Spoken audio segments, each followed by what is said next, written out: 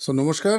আম, urine আমরা জানি রোজ সকালে হয়তো আমরা টয়লেটে ফেলে দিই। এটা মনে করা হয় যে ইউরিন তো খুব একটা মানে আমাদের যা কিছু বর্জ্য পদার্থ তার মধ্যেই পড়ে। কিন্তু ইউরিন যদি বন্ধ হয়ে যায় তখন বোঝা যায় ইউরিনের মাহাত্ম্য কী।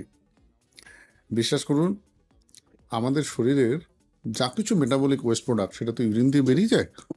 সেই জন্য urine is a one marker. এবং রেগুলার টাইমলি যদি ইউরিন হয় তাহলে আমাদের ফিজিওলজিক্যাল ফাংশনালিটিসগুলো সব ঠিক ঠিক থাকে। কিন্তু এই ইউরিন যদি হঠাৎ বন্ধ হয়ে যায় তখন কিন্তু সাংঘাতিক সমস্যা হতে পারে। তো এখন হঠাৎ যদি এরকম ইউরিন বন্ধ হয় সেটা কী কারণে হয় এবং হলে আমাদের কী করণীয়, আজকে এটা নিয়ে আমরা একটা আলোচনা করব। দেখুন, দেয়ার দ্য টু টার্ম।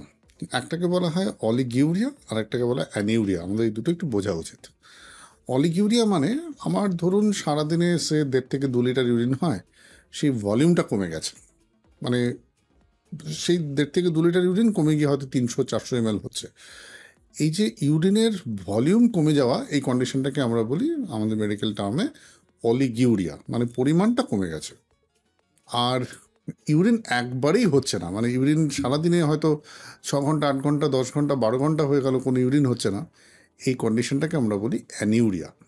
এই দুটো অসুখ কিন্তু আলাদা এবং এই দুটো অসুখের তারতম্য আলাদা। সুতরাং ইউরিন যদি বন্ধ হয়ে গেছে মানে কমে গেছে, মানে অলিগিউরিয়া হয়েছে, না একদম ইউরিন একদম স্টপ হয়ে গেছে, complete stoppage of urine passing, এটাকে বলা হয় অ্যানিউরিয়া। এই দুটো জিনিস আমরা আজকে একটু আলোচনা করবো, এই দুটো ডিফারেন্সটা জানবো এবং কেন এটা হয়, হলে কি করণীয়, সেটাই আজকের আমাদের আলোচনার বিষয়। দেখুন, যখন আমাদের কিডনি স্বাভাবিকভাবে কাজ করে তখন আমরা কেউ কিন্তু ইউরিনের ভলিউমের দিকে খুব একটা নজর দিই না। সাধারণভাবে আমাদের শারীরবৃত্তীয় কাজকলাপ করবার জন্য দেখা গেছে যে একজন সুস্থ মানুষের রাফলি 1 ml per KG body wait বাড়ার, মানে ঘন্টায় 60 থেকে 70 ml করে যদি ইউরিন হয়, দ্যাট ইজ অ্যাডিকুয়েট। এবং এর থেকে বেশিও হতে পারে। আমরা দেখেছি, আমরা সাধারণত একটা প্রাপ্তবয়স্ক মানুষ কখনো 1.5 কখনো 2 লিটার মতো ইউরিন করেন।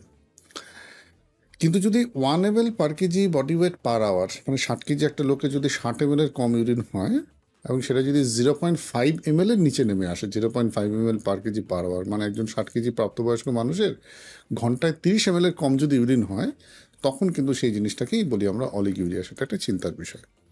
অলিগিউরিয়া অনেকগুলো কারণে হয়। ক্রনিক কিডনি ডিজিজ থাকলে হয়, কিডনির যদি কোনো অ্যাকিউট ইনজুরি হয় তার জন্য অলিগিউরিয়া হতে পারে। There are lot of reasons, systemic and metabolic reason, যাতে কিডনির ইউরিন প্রোডাকশন ক্যাপাসিটি ধীরে ধীরে কমতে শুরু করে, তার জন্য হতে পারে। তো এইটা অলিগিউরিয়া একটা ক্রনিক প্রবলেম এবং অনেক যাদের এক্সিস্টিং কিডনি প্রবলেম রয়েছে, ইউরিন প্রোডাকশনের ক্যাপাসিটি আছে, তার সঙ্গে যদি তার একটা কোনো ইনফেকশন হলো, গ্লোমেরুলার ডিসঅর্ডার হলো, তাহলে তাদের অলিগিউরিয়া হতে পারে। এবং অলিগিউরিয়ার পেছনে আরও নানানবিধ কারণ রয়েছে। এবার আসি অ্যানিউরিয়া। অ্যানিউরিয়া মানে কি, একবারে হঠাৎ করে ইউরিন হচ্ছিল কিন্তু একদম বন্ধ হয়ে গেল। এইরকম কন্ডিশন যদি হয় তাহলে জিনিসটা কিন্তু খুব চিন্তার। অ্যানিউরিয়া মেইনলি দুটো রিজনের জন্য হয়। একটাকে আমরা বলি ইউরোলজিক্যাল কারণ, মানে হঠাৎ প্রস্টেট বড় হয়েছে, প্রস্টেটের জন্য ব্লাডার কন্ট্রাক্ট করতে পারছে না, বা ব্লাডারের কন্ট্রাক্টিলিটি লস হয়েছে, বা কোনো একটা ক্লট ইউরিনের মুখের ওখানে আটকে গেছে, স্টোন এসে আটকে গেছে। এইরকম কন্ডিশনে যেটা হয়, আগে অবধি কাল অবধি নর্মাল ইউরিন হচ্ছিল, হঠাৎ বন্ধ হয়ে গেছে, সেটাকে আমরা বলি অ্যানিউরিয়া।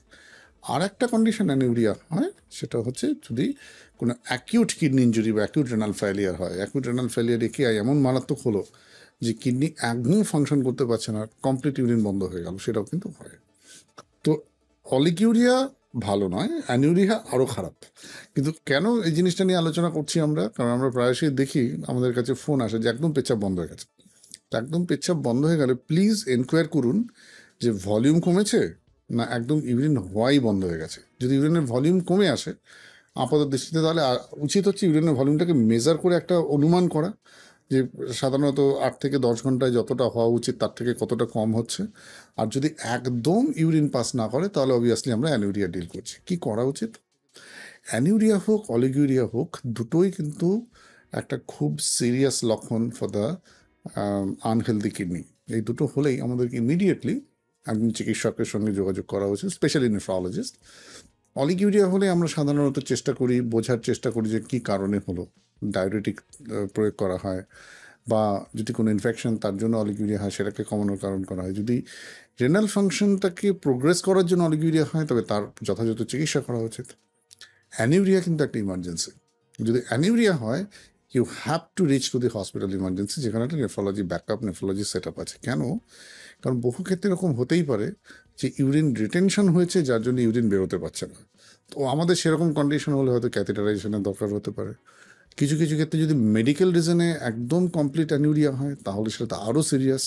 শরীরে ইউরিন বেরোচ্ছে না মানেই within few hours all this toxin will bound to accumulate in the body, এবং সেটাকে যদি আমরা যথাযথ ব্যবস্থা না নিই তাহলে that will lead to some major metabolic and serious catastrophe inside our body. সুতরাং অলিগিউরিয়া হলে ইউ হ্যাড সাম টাইম। অ্যানিউরিয়া যদি হয় ইমিডিয়েটলি দেরি না করে ডক্টরের কাছে ছুটে যান এবং হসপিটালে ছুটে যান, তার ব্যবস্থা করুন। বহু ক্ষেত্রে ইউরোলজিক্যাল কজেস অফ যে anuria that can be immediately treated, আর medical cause of anuria emergency, তার জন্য একদম স্পেসিফিক বিশেষজ্ঞ চিকিৎসকের চিকিৎসা দরকার।